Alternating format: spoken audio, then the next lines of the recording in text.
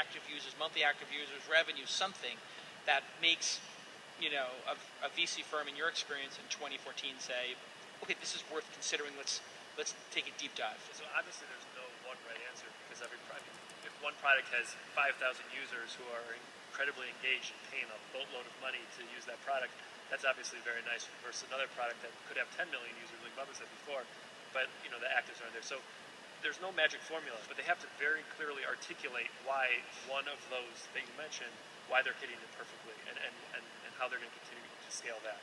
So if you had a small number of users, let's say at Highlight, but they were using it for 2 hours a day, you could hang your hat on the 2-hour metric, or if on Sprig, you had people, that's the food ordering company? Yeah. If you had people ordering 7 times a month, you could say, hey, it's a small number of people, but they do order 7 times a month. Yeah. Yeah, I mean, again, there's no one right answer, especially in the consumer space. I mean, every product is so completely different. I do think it's like less thinking about, if I was to try to give you a generic answer, which I don't think I agree strongly with Jonathan, there is no generic answer. There is a uniqueness to every business, and it is, though, if you're deciding you're going to be in advertising, it's effectively, does the CEO and the team have a thesis now on what the business model of the company is going to be? And if that is like, hey, we're going to be advertising supported, that means then creating a large audience base as part of their seed round and showing that, hey, we can get to the next order of magnitude, which is, oftentimes 100 million to 500 million users, somewhere in there for a B, right? Right. And showing that they now know what they need to do and that they don't know exactly the answers, but they have the process that they're going to use to get from where their current growth is to the next level. Likewise, if it's a marketplace, saying, hey, we figured out, like you heard Travis, he and Garrett were basically doing the two sides of the market. So being able to prove out, hey, we figured out how to get supply and we've figured out how to get demand. Now what we need to do is drive up the number of transactions. That would be an interesting level of qualification for an A. And then finally, you have the subscription services, even as a consumer, right? A Dropbox, an Evernote, whatever the next set is, where it's probably about conversion to paid. It's not even about the numbers. It's, hey, for every 10 users you put in, are you getting one user to pay? That seems pretty interesting. And you even see in the logic, finally, I just say, even if the top line numbers aren't there, another one that is very valuable is the level of engagement. And right, this is getting cited a lot now to bring it back to your original question around WhatsApp.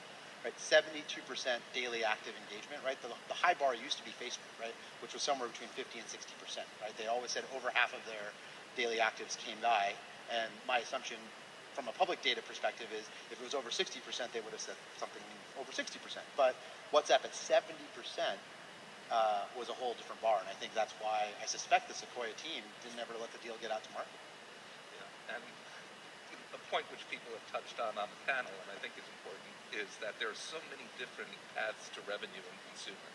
So you could have a SaaS business, you could have an ad-supported business. Ad is really, really tough, and I think that we would all agree on that.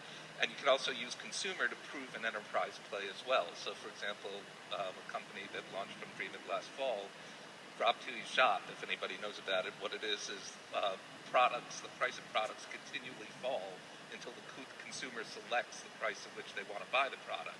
What the consumer doesn't know is how many units are available and what the bottom price is at which it comes off the board and it's no longer available.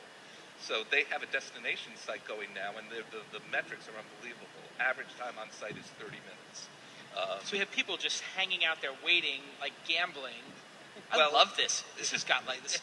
This is all my bad instincts. I just sit there and gamble and wait till the last minute and grab it. And you don't know when that last minute is. It really is a beautiful model. But what I love about it even more is that they have a destination site where they have product, and you can go on probably right now. There's a Drop Till You Shop. There's a sale going on.